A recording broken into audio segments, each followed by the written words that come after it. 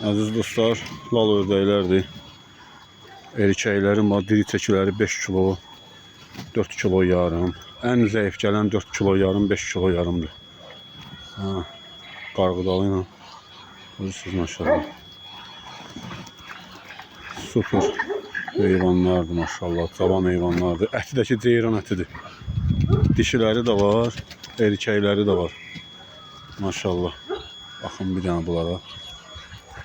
Qartlama heyvanlardır maşallah. 100 dənədir. 50 fərə 50 xoruz. Maşallah. 50 fərə 50 xoruz. Baxın bir dənə heyvanlara maşallah. Maşallah, maşallah.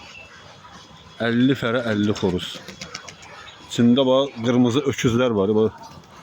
Yağmasa bir 30-40 dənə erkək fərə var içində. Aha. Hamısı da ağır ördəklərin. Hamısı ağır. Sort ördəklər.